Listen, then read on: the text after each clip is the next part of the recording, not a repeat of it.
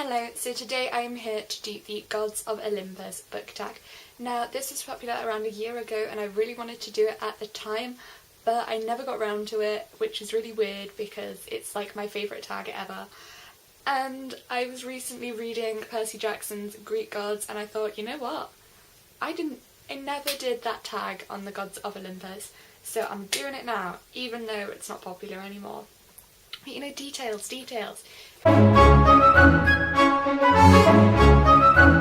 Is Zeus. Who is your favourite fictional leader, good or bad?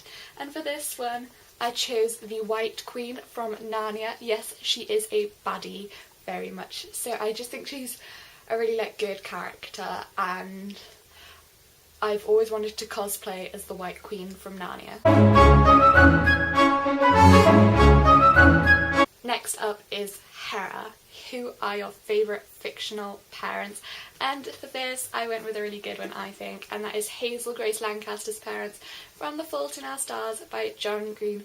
I just think they're so funny and they were great in the film as well, and they're just nice people. Demeter. A fictional food you would like to try. And of course for this I chose Dauntless Cake from the Divergent series because I am a big fan of the chocolate cake, and this is like the king of chocolate cakes. So yes, I would love to try some Dauntless Cake.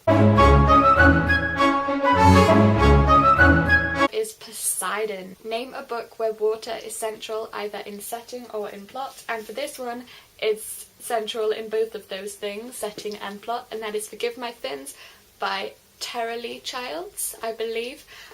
It's about mermaids and I love mermaids. I am obsessed with mermaids and it was really good. I give it 4 stars and it definitely has a lot to do with the sea. Is Dionysus a fictional character you would like to partay with? And for this I chose a really weird one because I'm kind of weird, and that is Harper from Rebel Belle. Now I'm gonna explain this.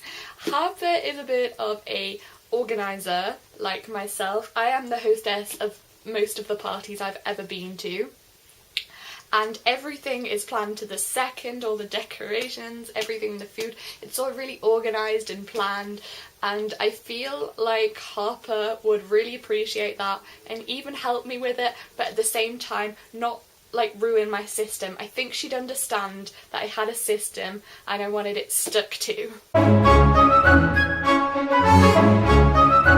Apollo. Now I didn't understand the question for Apollo. It was like debut author.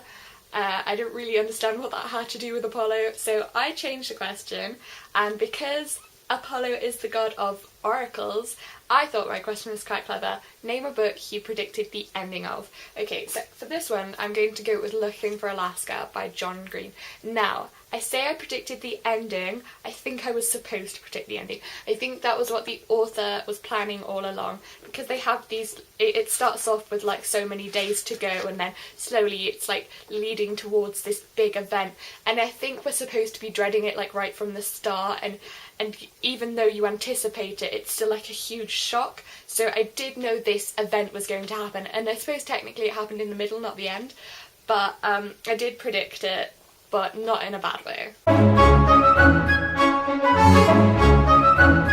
Artemis.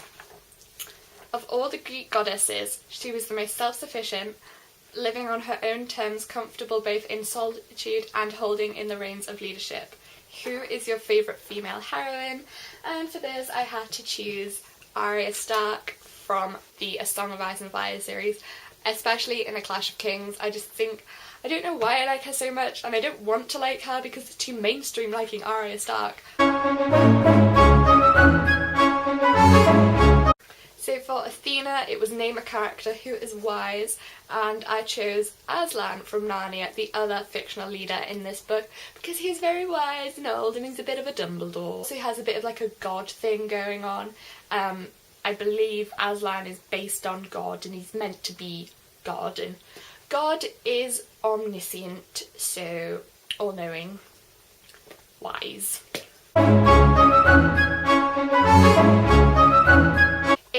travel to any fictional setting, real world or fantasy, where would you go? And I would go to Idris from the City of Glass.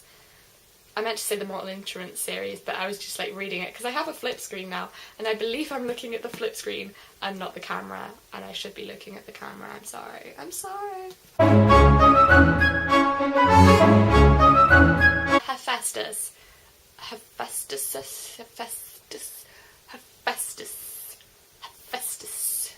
If you could have any fictional tool made, for example, a weapon or a gadget, what would you have made? So for this, I chose something from an Anthony Horowitz book, and that is Stormbreaker. And it's like the acid spot cream that Stephen Fry gives Alex Pettifer in the film. I don't know character names. It's like the acid spot cream. So it's in a little bottle that says spot cream, and then he like puts it onto metal and like dissolves it. So I personally think that was really cool. Maybe that's a waste of a opportunity, but I think it's kind of amazing. Aries, what was your favourite fictional battle? And how can I choose anything but the Great Battle of Hogwarts from the Harry Potter series, Harry Potter and the Deathly Hallows. Don't know why I have the American edition, I just always have, of this particular book. I call it the Great Battle of Hogwarts. I don't know why, I just always have.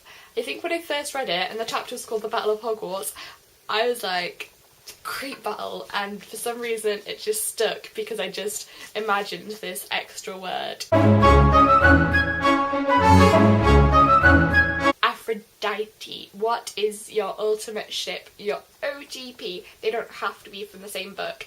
In this particular case, I am choosing characters from the same book, and they're actually bloody canon, and that is Percy and Annabeth from the Percy Jackson and the Olympian series, as well as the Heroes of Olympus series. I chose this book because it's the only one where you can see them both on the cover, unless you count in Blood of Olympus, well, the UK edition of Blood of Olympus. But I do not like the UK covers, so you can just about, I don't know why I'm not zooming in, see Annabeth there and Percy there. So yes, they are both on the same cover, and it's just like feels. Hades, if you could petition to bring any fictional character back from the dead, who would it be and why? Okay, spoilers for Harry Potter and the Order of the Phoenix. I'll wait a second. Okay, have you prepared yourself? Have you turned it on mute if necessary? Okay, well, on your head be it if you have been too tempted to unmute. Sirius Black, and I think a lot of people chose this. I think it was really exciting when it turned out who's a goodie in The Prisoner of Azkaban, and we didn't really get to know him all that much, and I was really looking forward to all the getting to know we would do. And I don't necessarily think he shouldn't have died, because I think that was an important moment in Harry's character development, but I do think we should have gotten to know him a bit more. So maybe he could have died in Half-Blood Prince. Maybe. Just a suggestion there, JK, if you want to like rewrite the Harry Potter books for me. Okay, final question. If you could be the god/goddess of anything at all, what would you do? And also, what would fit your personality? These don't have to be the same thing. Okay, I am going to choose something that's the same thing, and I'm going to choose the goddess of organisation, because I love being organised, or maybe the goddess of like tidiness, or no, list making. I'd also be the goddess of list making. That would be great. And in terms of what fits my personality, that really does. Okay, so that is all for today. I hope you enjoyed this video. I certainly enjoyed making it. Auf Wiedersehen!